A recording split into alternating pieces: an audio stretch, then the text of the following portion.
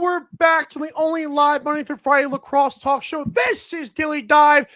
I'm your host, Callum Crawford. As always, it is Tuesday, December 5th, 2023. It is 1:15 p.m. 1:10. I cannot read. 1:10 p.m. here in Georgia on the East Coast, some of the swarm, and somewhere in Texas it's 12:10, home of Panther City. What's up, Daniel Martin? Welcome to the show. How's it going, guys? It's going pretty well. I'm pretty excited for Sunday's home opener. Yeah, that's right. You guys do have a home opener this weekend. I forgot about that. Probably should have remembered that. So it's really weird. There's only we only play home games on Friday and Sunday. No Saturday games this season. It's really weird. So I guess after people watch the Cowboys lose, they're gonna have to see Panther City fill it up the arena, huh? I mean, it's gonna be pretty nice. I mean, hopefully they get to show the game because it will be at 3 Central and the Cowboys play Sunday night. So, hey, and it's cheap over there, right? Oh yeah, I mean, tickets right now are going for $10. And you know, it's quite a great arena to be in. So really, there's not a bad seat in the house. Love it. You and I also love is the fact that you are doing a similar idea to us. It's not like you stole it. No, I'm kidding. I think you've been doing yours longer than ours, actually. Prowl The City Podcast is all things Panther City. What can folks expect on the latest episode and just on your show in general? It should be coming out about Friday, maybe Saturday. I do have an interview to do for the pregame, which is going to be nice. And usually, depending on what it is, so probably Sunday, maybe Sunday night. If not that, maybe the next day. If it's a late game, like it was in Vancouver, that will be released the next morning. And pretty much anything 1 or 2 days before the game, we'll have an episode come out. Love it. So question. Let's take it to the backstory. How long have you been a Panther City fan? And how are you feeling about the teams? Let's not talk about this year, but like the team as it started. I know we talked before the show, but how do you feel about the way the Panther City as a team has started, and how have you liked the last 2 or 3 years? So when I'm glad they announced this months and months ago, before the first season, because it really did get anyone to really kind of look at it like, you know, it is starting up. I knew right away it's an expansion team. There's a lot to work for. And it did show with the record to start, but everything changed the minute they went on that run in their first season to end it, where they got eliminated in the penultimate season game of the season. Just on that, you know, as a pure expansion, that's fantastic to hear. And then that kick started last year where they needed a really good start, didn't really get it, and then just went on a huge run towards the end of the season to cement that playoff berth. And of course, you know, they lose in the playoff, but everyone wants to discredit. I mean, I'm more going to say, right, the NLL doesn't have them in the top 8. They did make the playoffs, lost when Calgary came back in the fourth quarter, and they did not have Tracy Kelusky in that game. He did not coach that game. He had a medical emergency, and Steve Toll took over. So, you know, things should be looking up, and they have, especially with that win in Vancouver on last Friday. Before we get to the win in Vancouver, I do want to ask you about the trade for Patrick Dodds. You kind of teased it before the show when we were talking. Patrick Dodds, and he's only like 24, 25, gets dealt to, might be younger than that actually, gets dealt to the Saskatchewan Rush. And how did you feel about that as a fan and from a lacrosse perspective in general? For me, just as a fan of the team, at first I didn't really understand it. And then I saw the return and I'm like, you know, yes, defense did help us because they did lose 2 defenders during the season. One was traded to Philadelphia, and the other one was, I think, traded away. I forgot the other trade. Either trade or released. And, you know, getting Matty Beers was going to be great. And then Matty Beers doesn't sign. And he goes over to Vancouver. And it is kind of funny with that game in Vancouver, seeing Ryan Sheridan kind of bulldoze him over. So Ryan Sheridan's nice. He is. that second goal attempt he had where he tried to put it between the legs. The If that self would 5-hole, that's right. if that would have gone in, I probably would have gone, we're done. We're done. That's goal of the season. We don't need to do anything. Because, I mean, as a rookie, the confidence to have that is fantastic. Mm-hmm. And that's what you want to see. You want to see that with your young guys, especially you're playing with guys, with Donville, and especially probably the team leader. I would say the team leader, because with all the young guys, it's Callum Crawford. So I wonder if he did get a little bit of that advice from Callum to try to do that. I want to mention Callum Crawford here because in that game against Vancouver, it's in Kurt Malosky town now because it's in Vancouver. And Callum Crawford says, he admitted after the game, hey, I wasn't playing my best.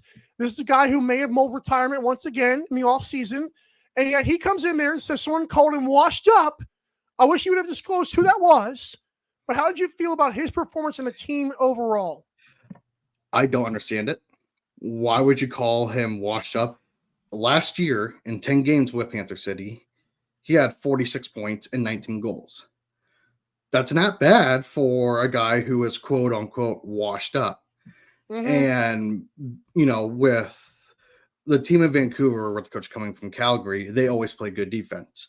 And for them to, and they showed it in the first quarter. That was obvious. They showed that in the first quarter of only getting that one goal. And it wasn't even offense, it was transition.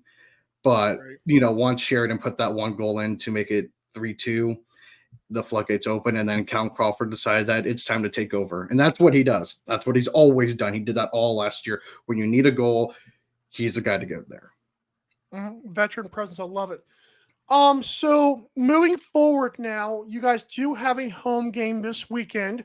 First one of the year. You guys are hosting those Dogs. Now, you talk about a defensive matchup. How are you feeling about this game? And even if you do talk about it on your podcast, don't give away too much.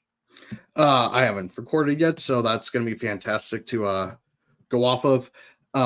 If you looked at last year, when they first played each other, you can understand it reminded me of Panther City in the first season.